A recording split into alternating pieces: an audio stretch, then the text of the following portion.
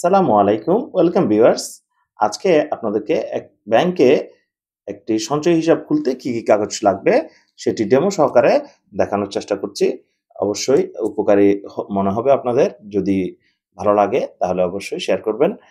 তো দেরি না করি কি ডকুমেন্ট নিয়ে যাবেন অ্যাকাউন্ট খোলার সময় অবশ্যই আপনার এনআইডি কার্ডটি সাথে নিয়ে যাবেন এবং যার নামে অ্যাকাউন্ট হবে অর্থাৎ আপনার ২ কপি ছবি নিয়ে যাবেন।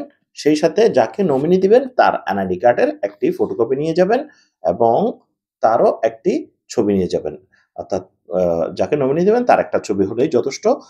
আরেকটি কথা বলে রাখি সেটি হচ্ছে যদি আপনার এনআইডি কার্ড না থাকে তাহলে ড্রাইভিং লাইসেন্সের ফটোকপি অর্থাৎ ড্রাইভিং লাইসেন্সটি নিয়ে যাবেন এবং আ এটি যদি না থাকে তাহলে আপনি পাসপোর্টের ফটোকপি দিয়েও করতে পারবেন।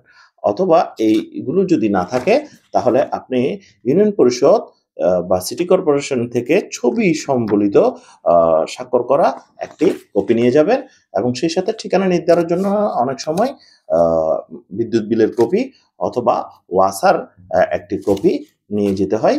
সেগুলো নিয়ে গেলে আপনি সহজেই একটি ব্যক্তিগত সেভিংস অ্যাকাউন্ট খুলে ফেলতে পারবেন।